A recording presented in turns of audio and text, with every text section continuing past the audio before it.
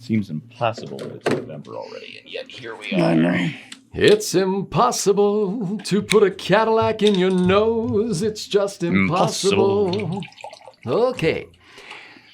All right, ladies and gentlemen, this is another Backstage episode of Right Angle with Bill Whittle and Stephen Green. I'm Scott Ott, and we gathered together on this solemn occasion to review the news of the day and consider that which is worth mockery. And I meant serious analysis and Turns out consideration. all of it. All of that, mostly the mockery. So we're going to cover every single news story that's available today. Yeah, we're just going to talk really in terms of mockery. fast. That's wait a minute, because it's Steve Green's week, isn't it? It is. See, yeah. I wonder Well, what we'll get. what's that? I wonder what we'll get. It's a mystery. Who could say?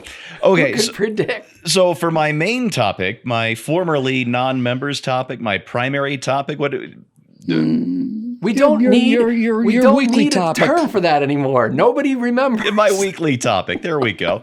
And it is weak indeed. No, I really like this one. I wrote a column about this for PJ Media this morning, and it's doing really well. I don't know if you watch Fox News. I don't. It's not that I'm against Fox News. I'm just against TV news because I think it's all a load of crap. But I'm against news. that said, in general. there was a great moment. They've got a new to me host, a Brit named Steve Hilton on Fox News, and he's on this panel discussion. You know, they're in the studio. They've got the nice, big, comfy couch, and it's Steve Hilton and some very attractive ladies that he's speaking with because, you know, it's Fox News. Is this the outnumbered show where they get one guy and like four women? I don't think so. What's that called? Okay. The View or 5 No, on it's called 1 or- Outnumbered. Outnumbered. It's called Outnumbered. Oh, Yeah. that's a good name. You know, I got to tell you, this house has one man, two boys, one woman, and the guys are outnumbered. Here at We know that woman. here at our house. That's right. Anyway, this great moment. Hilton is talking about the actual corruption going on with Ukraine that we know about for sure. That Burisma hires Joe Biden's completely untalented, cocaine-addled hooker hiring kid for a very hefty sum. Meanwhile, there's money going back and forth. American taxpayer dollars go to the Ukrainian government, and some of that ends up with Burisma because Ukraine is basically the most corrupt country in Europe aside from Russia. And there's no private-public division at all, right? It's all just this big mashup.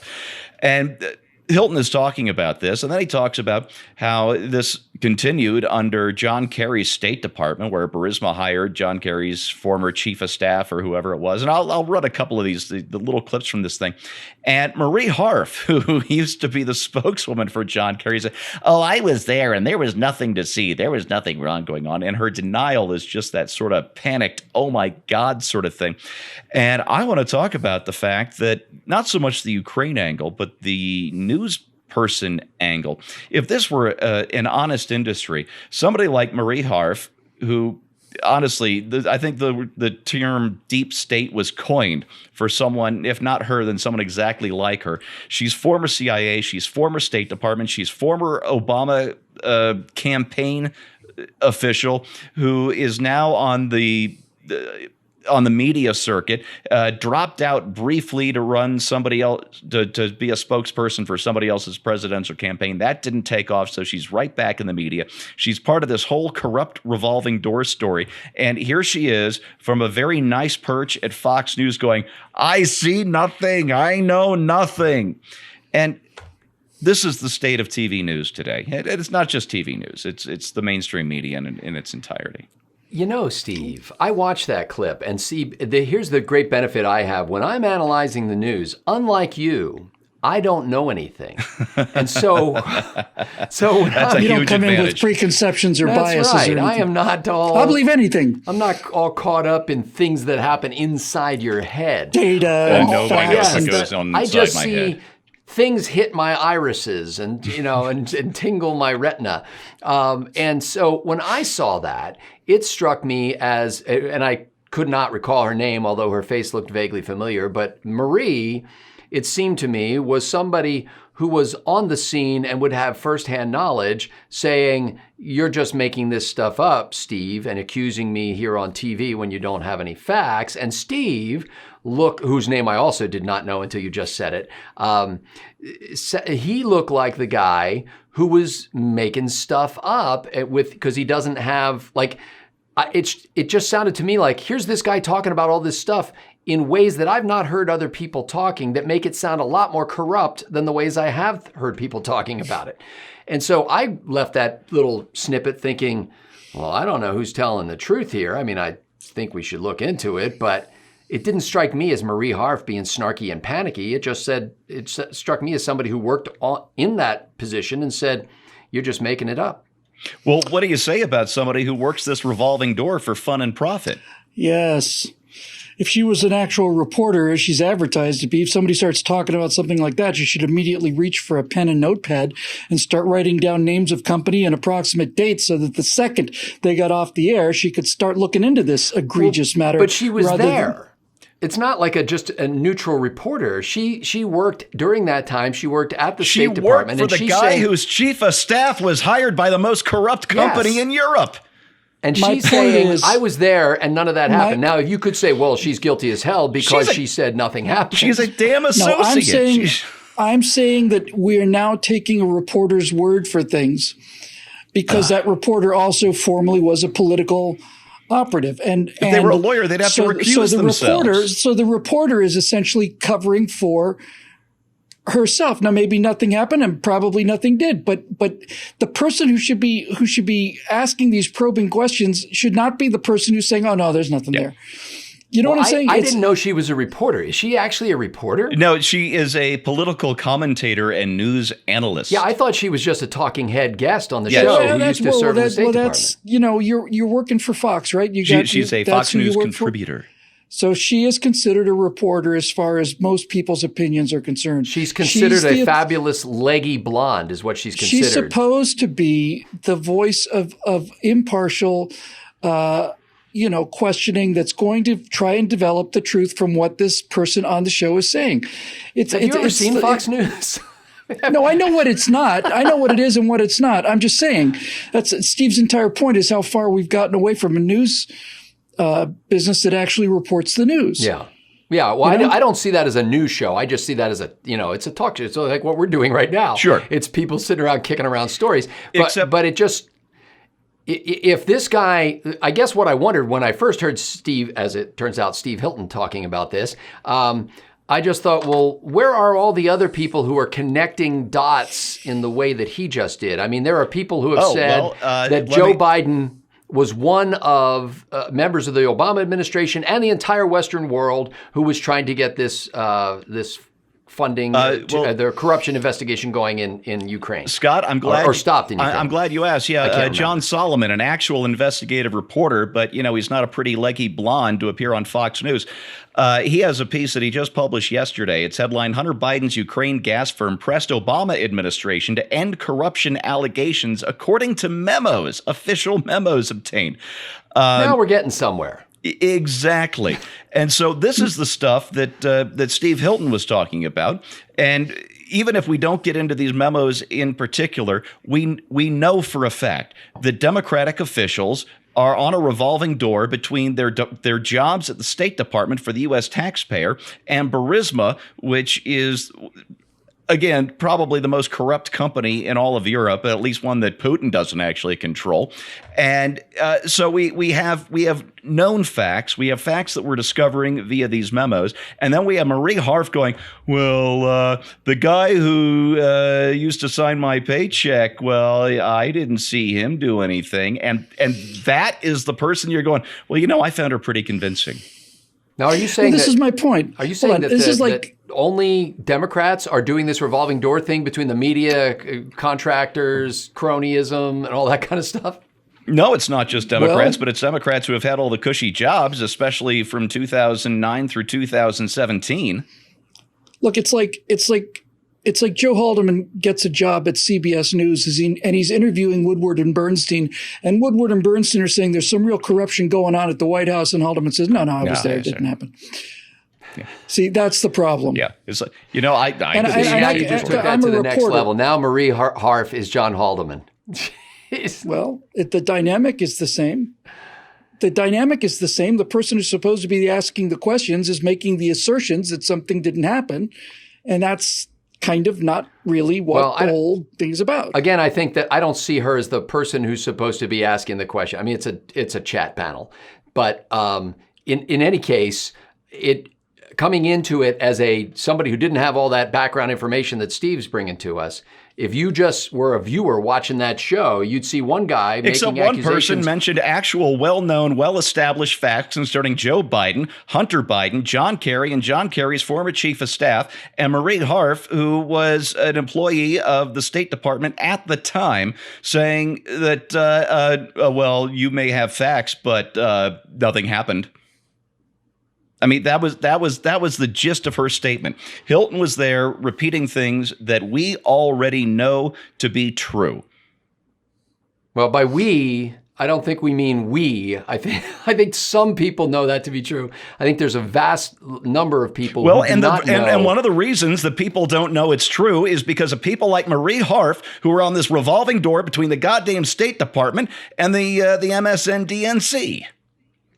I think this sounds like a good topic. I like it. I hate it when mom and dad argue. A choke on my water. I hate it when dad and dad argue. No, honey. My two dads. I hate it when my two dads argue. Anytime. We still love each other. It's just that mom needs to go away for a while. And then is it because of your drinking? Then you're going to be living with grandpa because I'm going away. We get all this stuff out of our systems now, and by the time we get to the actual segment, it's just going to be bone dry. What do I mean? That's right. That's the idea. We run it through the deflavorizer. Stinking rational thought and civil dialogue.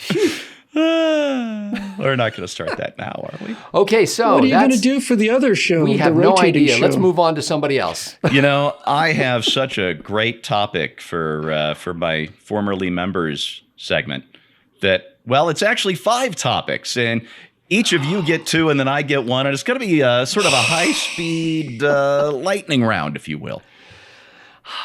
Are you coining How high do Roman numerals go now? Anyway? Would you like to know what stories you're getting? Oh, yeah. Because I'm not going to tell. No, I never want to know. No. It's much more fun if we don't don't know in advance. No. Bastards. Well, okay. If you tortured me, I'd totally give it up. You know, you just show me the pliers. We're not going to torture you. We'll torture you to not tell us. There you go. All right. So that's Steve Green out of the way. So that's what Steve's doing. Bill Whittle, do you have anything in mind, or do we just should we just call it here? No. I had something in mind based on my job essentially is to read headlines from Instapundit. Nice work. You're the aggregator. What's the opposite of aggregation? You're the disaggregator. I'm the disperser. Or regurgitation. Information is aggregated. It's aggregated by Instapundit, read by me, who then disperses it out. Okay, so Glenn, Instapundit, is the aggregator, and I think that makes Bill the aggravator. That's exactly right. I'm part of the workflow somewhere in here. I just don't know where exactly on the chart. All right. So here's the thing. This is going to be fun. Oh no. Sometimes stories are great because not because the fact that the story itself is funny, but they're better because of the light it reflects on the person who's kind of behind the story. You know? Yeah. So apparently Republicans are winning the culture war with memes. And I think the reason for that might be because we have a sense of humor and they don't. And I think any kind of these rebellious memes for those of you that are not familiar, have been sort of defined down as a series of pictures with a little bit of text that makes an ironic point. But I was wrong about that because you see, Elizabeth Warren has put together the meme team, and their slogan is saving the nation with selfies and memes. And there's 2 little emojis next to it with hearts in their eyes, so you know it's sincere. Is this a band of volunteers, or are these paid staffers? No, it gets better and better. Oh my! It is Elizabeth Warren calling for armies of the creative to put together a series of memes to promote her candidacy. It's what could go wrong with that? Oh, yeah. What could go wrong with that? And here's the good news. There's like an entire page dedicated to the elements that have to be in a good meme. So all you really have to do is just check off the box, and off you go. I am reminded of two things by this. One of them is, what was that ghastly, unwatchable thing that Hillary Clinton did? Was it her Clinton coffee or something? Remember that it wasn't even an official in cars thing. getting coffee? Oh no, that's no. She was just out on this. She was outdoors, and there's this kind of a phony can of something, and she's trying to act cool and hip, and it was just cringeworthy. Wait, is not are you the talking word. about Elizabeth Warren? I think I'm gonna get me a beer. No, although I'm sure that certainly qualifies. Where can I get did she actually say a that? hunting license? Did she say get me a beer? Did she really? Oh yeah, she did one of these little whatever social media it is videos, and talking straight to her supporters on her little video thing on her camera, saying, "I think I'm gonna get me a beer," and the whole thing was so awful and rehearsed that she even made sure to cover the label of the bottle with her hand, so you couldn't tell what beer she was drinking. So you don't want to annoy the people who prefer IPAs and the people who prefer pilsners, and it was rehearsed really and cowardly just her and product awful. placement team. I think I'm going to get me an aneurysm. That's just too good to be true. Oh, so it's here's true. the thing, guys. But here's the angle, right? So memes are created by individuals, and for every stupid comment out there and lame attempt at humor, there's thousands of them, and one of them is actually clever, and that one generally gets promoted because it's funny. So when you get Elizabeth Warren saying we need to have memes because memes have been working well for the Republicans, and we can't simply not fight on this battlefield. So what I'm going to do is to appoint a top-level committee to look into the construction of successful memes, and once we've got that formula figured out, then all we have to do is simply hand that off to our supporters along with the set of boxes that'll be checked, and then we'll be generating world-class memes just like Donald Trump and the conservatives are. This sounds like a C-suite meeting at Procter and Gamble, where Schneiderman, how's the meme initiative going so far? Well, we've assembled a committee, and we have top. The first thing it reminded me of was that groan-worthy Hillary Clinton trying to be hip and cool thing, and the second thing it reminded me of are these anecdotal stories from ad agencies where basically somebody's going to go into, Tide. Oh, let's not say Tide.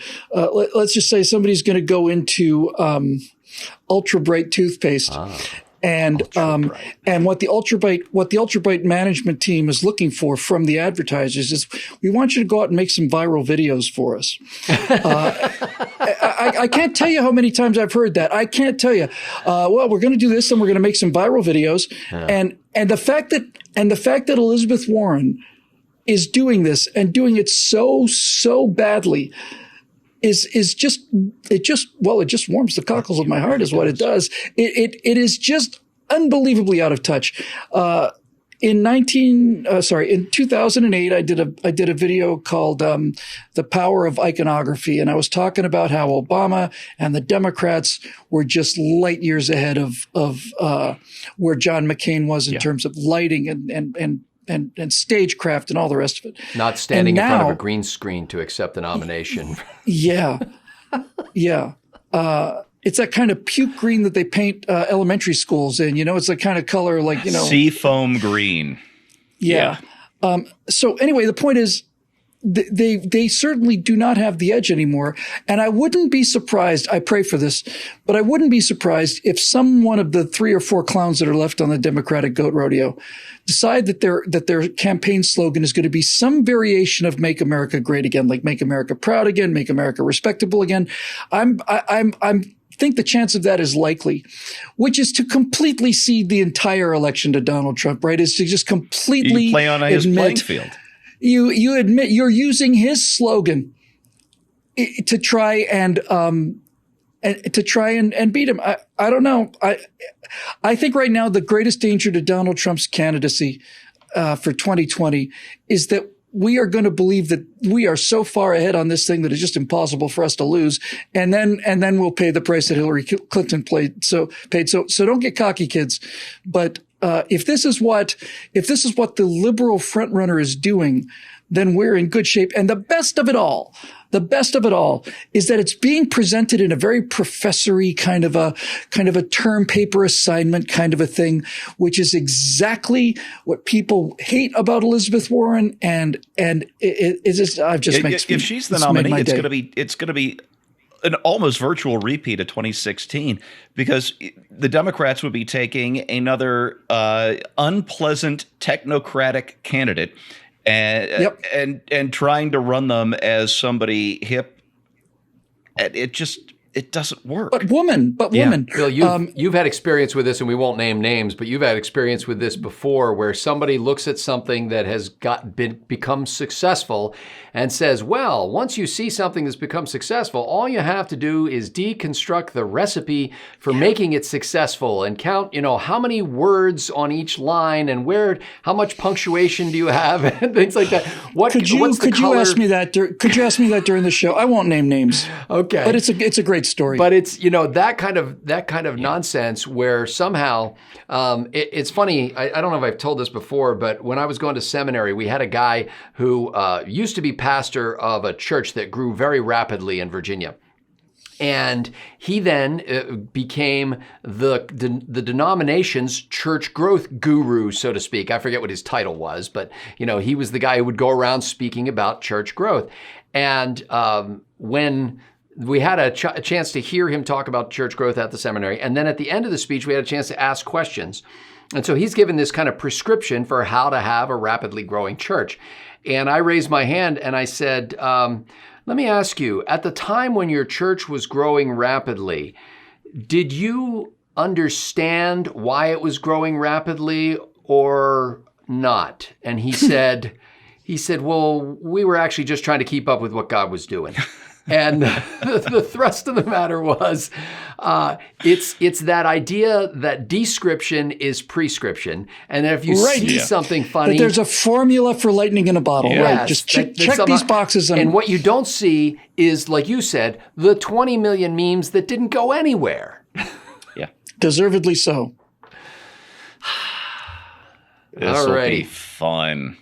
Okay, well, let's put that to a quick end. With my topic. And this is actually from our buddy over at the Drudge Report, whose last name I can't recall. But in any case. Our dear friend. Yes. What's his name? We're like that, like this. You need two hands. Yes.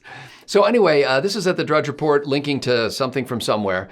And usually a British newspaper. Have you noticed that? Like Drudge is always linking to something from Britain. And here it is. There are 11,000 experts from the planet Earth say that in order to stave off the devastating impact of climate change, which we have already seen, that not only do we have to continue to move from fossil fuels to clean, renewable energy, but in effect, we have to stop making babies.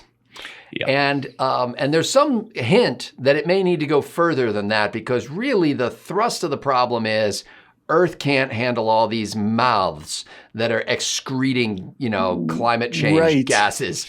And I'm sure that. Sorry. I'm sorry. Go ahead. If the left would shut up, there's half the problem right there. Go ahead, Bill. I was just going to say, and I'm sure their report calls for the first of the mouths to be eliminated will be the mouths of climate change experts. Well, They'll be the first to go. They're not that specific. They say the population needs to be stabilized, ideally gradually reduced, within a framework that ensures social integrity. Now, that's my favorite phrase of the week, by the way. We got to reduce the Earth's population within a framework that ensures social integrity. It's like you ran Mein Kampf through the deflavinator. That's right. I was told there'd be no math here, but I just did a very rough calculation, and 8,000 experts comes out to be almost precisely 1 in a million humans. That's right. Well, almost exactly. It definitely does have that sort of Doofenshmirtz Evil Incorporated kind of brand on it. But I did think something was interesting. They ended the report on an upbeat note, and that upbeat note says that they're making progress toward a solution. And here are the things that are keynotes or markers that we're making progress. There's a surge of concern. That's one of them. There are more emergency declarations. That's another one. School kids are going on strike. Eco lawsuits are making progress in the courts, and grassroots citizens movements are going forward. This is the progress that we've been making after what? Is 30, 40 years of this climate change panic? It is also there was another survey I just saw. I'll have to find the link to this that I think it was on it's sort of a Colorado local version of Drudge Report called Complete Colorado that I visit every day. And apparently that Americans are very concerned about saving the environment until you show them the tab. And then they become very much less interested. That's right. So there's your grassroots there. We don't have the pull-off tabs anymore. But we saved the environment because now the tab stays on the can. Yeah. Are you talking about that? Yeah, I think so. The kind of progress they should be making is having some of these islands that are about to go underwater actually go underwater. That would be genuine progress. You know? So, it's just that they can't not. You know what I mean? Like they are who they are, and they can't not be this way. And so that somebody's running around trying to get every so-called expert in the world to sign this petition, and they get 11,000 experts. Frankly, what do you have to be an expert? Yeah, I was just going to say, frankly, I don't believe that there are 11,000 experts in any given topic on the entire surface of the globe. Which begs the other question, which is how many experts say this whole thing is hooey? Well, yeah. Well, they didn't have the addendum that said. I noticed that. But if there's 8,000 experts saying this is a catastrophe, and it goes unsaid that 30,000 experts say the whole thing is malarkey, that's a piece of data that we're missing in this particular piece of alarmism. There was no minority report, no dissent included in this. No dissent. Oddly no enough, that's because it's science, Bill. I used to be much more concerned about this than I am today. And the reason I'm less concerned today is because all of the things that they told us would happen haven't happened.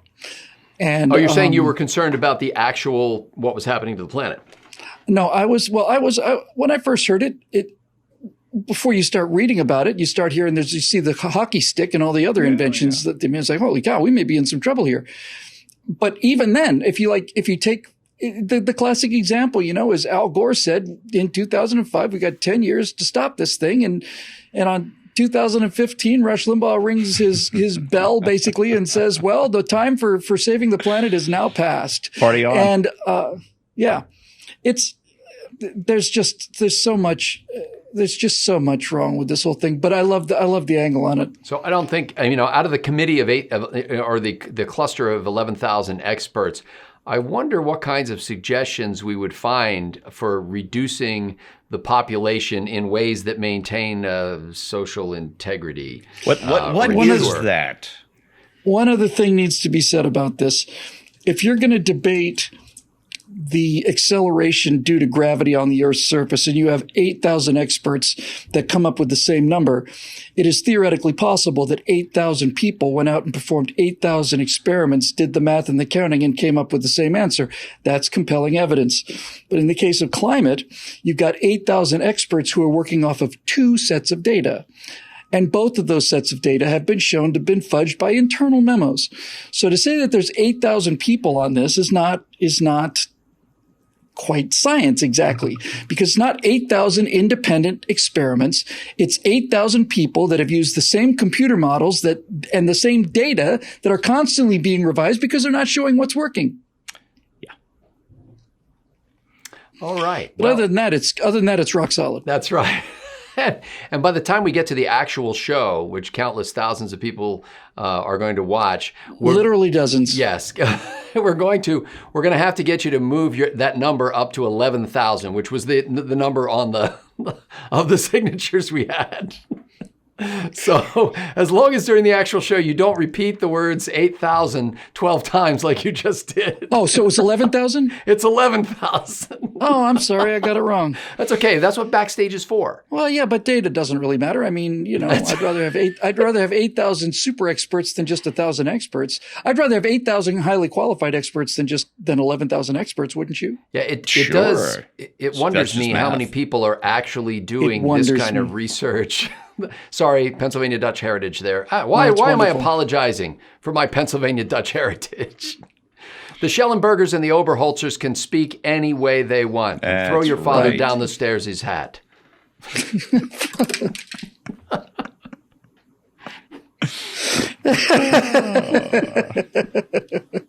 Yeah, that's epic. Throw your fathers down the stairs his hat. I've not heard that. There's a comedian. There was a Pennsylvania Dutch comedian named, I believe his name was Professor Schnitzel. And we had like one of his 45s of a couple of his routines, and he spoke in this heavy Pennsylvania German accent, and it was just, it was funny just because he was doing that. But he was a comedian though, so he was telling jokes in from a Pennsylvania German perspective. This is the kind of upbringing I had. this, and that was German is impenetrable language. It was on a 45 RPM record, but the only way that it was really 45 RPM is if you kept cranking that handle. And you had to crank it at just the right rate because otherwise it would be 33 or 78 or whatever. This is a weird sort of trivia piece. When Peter Jackson was doing his incredible World War I restoration, They Shall Not Grow Old, they used to shoot in 18 frames a second, and now we shoot and project in 24, which is why when you project 18 at 24, it looks so fast and jerky. Sped up. Yeah. What he found when he really got into analysis, though, was that of all of the footage that was shot during the war, no two pieces of footage were shot at the exact same rate. Yeah, because it was hand cranked. Yeah. And so they had to basically write an algorithm. They had to analyze each piece of footage and find out what the actual genuine frame rate would be, and then use that modifier to extrapolate the in-between frames to fill in to boost it up to 24. It's an amazing documentary. It's amazing. It's astonishing. It's even more. I mean, World War I, studying World War I in high school is what really turned me into a history buff. And even though I couldn't even begin to count the number of books on World War I that I've read, this affected me more than any of the others. Me too. Just for the reason that you saw it so well for the first time. That these guys, they look just like any of us. So let me give a little bit of a background update for our members, since you are the ones who are watching this. This is fascinating, Bill, and I hadn't shared this with you. We have been, for about a week or so now, maybe a little bit more, we have been creating an audio version for podcast players of each episode of Bill Whittle Now and of Right Angle. Plus, we have the entire archive of those that are available either through Apple's podcast app or Google's podcast app or SoundCloud, or you can get our RSS feed on our website and plug that into any podcast app you use, or you can actually listen on the website. So there's like way too many ways to do this.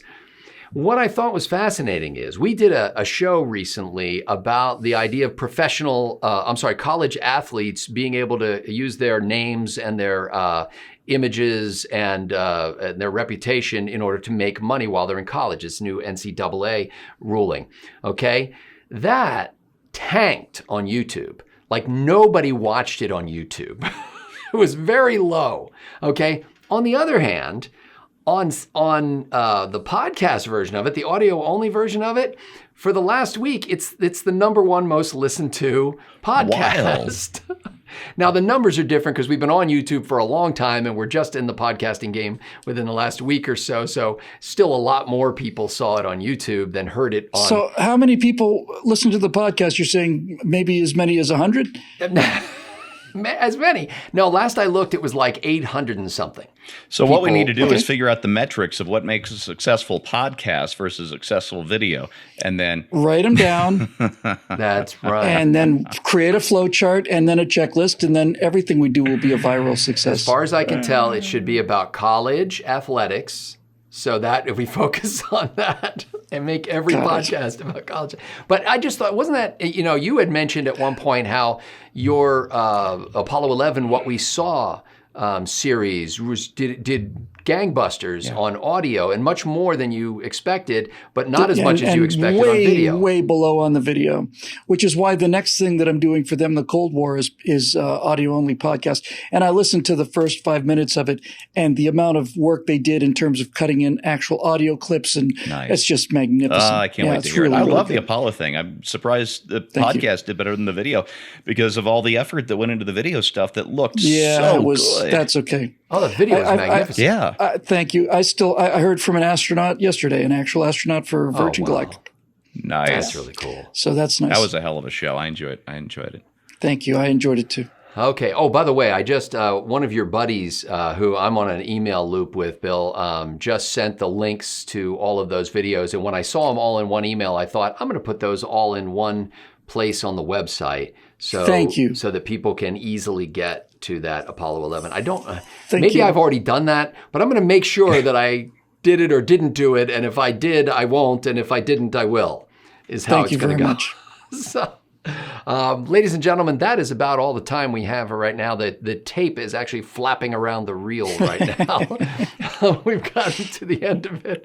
And so we're going to go and change our shirts. And I got to turn on some air conditioning in this place. I don't know if you can see the glistening of my brow, but it is November in Texas. You're well feasted. stinking hot in here. Well, we turned the heat on in the last week or so, which I thought was unnecessary.